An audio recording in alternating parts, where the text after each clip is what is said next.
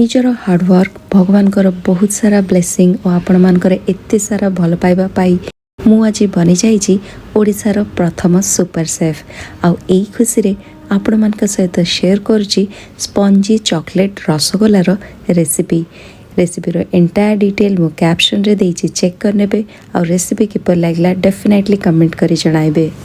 क्षीर रे गोटे बॉयल आसिला परे आमे गैस ऑफ करदबा विनेगार रे समान मात्रा रे पानी ऐड करबा ओ ताकू क्षीर रे देई भल भाव रे आमे गोलाई छेना छिंडाई नबा।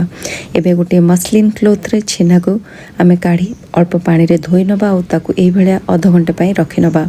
एबे आधा घंटा परे छेना को हाथ रे एई भलिया आमे चकटी की भल भाव रे स्मूथ कर नबा। ताकू दुईटा पार्ट रे डिवाइड करबा। गोटे पार्ट रे कोको पाउडर दबा। एई भलिया आमे इक्वल पार्ट रे डिवाइड कर नबा।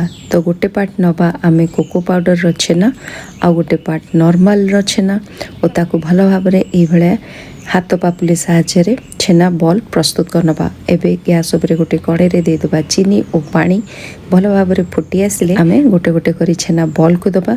सबु बेले गैस रो फ्लेम हाई रखिबा। आउ गोटे जगार सुगर सिरप प्रस्तुत करवा। रसगोला पाखापाखि आमर 25 मिनिट पर होईगला परे ताकू नहीं सुगर सिरप रे डिप करवा और ताकू रखिदबा पाखापाखि 2 घंटा। तो प्रस्तुत हो गला आमर स्पंजी चॉकलेट रसगोला।